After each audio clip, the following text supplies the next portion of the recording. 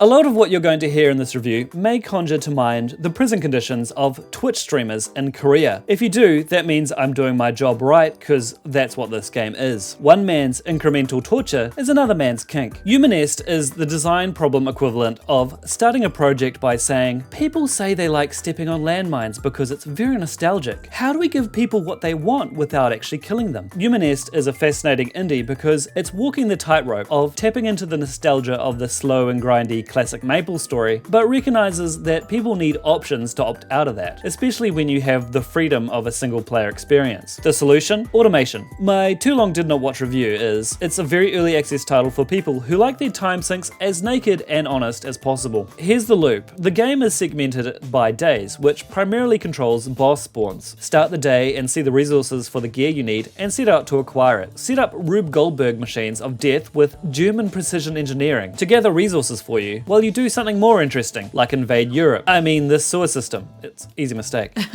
Kill the daily Can I ask about the rube golberg machine? Fucking waste of my time. I hate those videos. What are you talking about? I hate them. As soon as I fucking see a marble go towards some dominoes, I'm like, Instagram is closing. I hate that fucking shit. I'm sorry. Name one OK Go video you hate. Oh my god, I love it. Kill the daily mini-bosses you need for perma skill buffs, and slowly explore the sewer system for even harder boss fights and rarer resources. I'm not entirely sure the shape of Yuma Nest makes sense to people outside of MapleStory. Do you have a grinding fetish and get a good feeling of satisfaction upon truly earning your gear? Then you might like this game. I like to grind. Getting my starter job gear took hours of figuring stuff out, but it felt rewarding. It isn't scared of giving you the freedom to wander around lost figuring out what to do. By that I mean I didn't understand the tutorial text when it popped up and just learnt the same way I was conceived.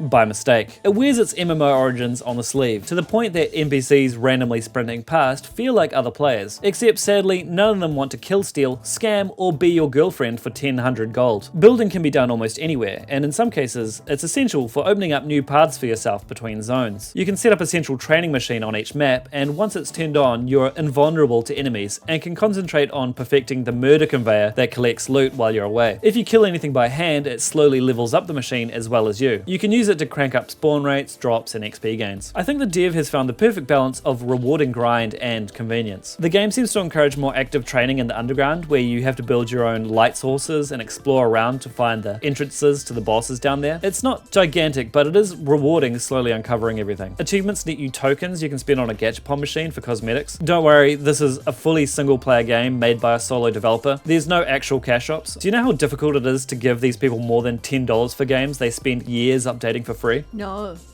Yes you do. You play Stardew. Oh yeah, true. The game also has scrolling, and for people not in the loop, that's a gambling enchanting money pit. I dig what the game has so far, but I wouldn't feel any FOMO diving in immediately. This game is truly in a state of early access and has a long way to go before hitting 1.0. With that said, I don't regret supporting such an ambitious solo project. Look, it looked fun when you were playing it. You were having fun. Yeah. I looked over and I was like, hey, that looks fun. Never I have played no that. interest in it. Yeah. TLDW. Yeah. It's fun. It looks fun. It is fun. Fun's up. I give it 3 thumbs up.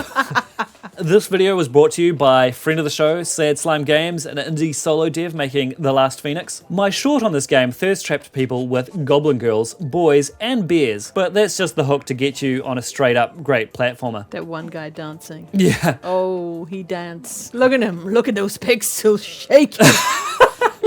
Work your way through different procedural dungeon dives with handcrafted environmental challenges and a boss at the bottom to thrash. Take your loot home to buy new kit to make the next level easier. You collect blood to unlock skills when you die, and death makes you stronger. Putting levels behind death is a fascinating way to create a difficulty curve. I love that idea so much, and I love what I've played so far. Grab the demo on Steam now, link in the description. Also, I'd like to thank my backers on Patreon for supporting me so I can regularly allude to war crimes in my indie game reviews. You're all enablers. Thank you.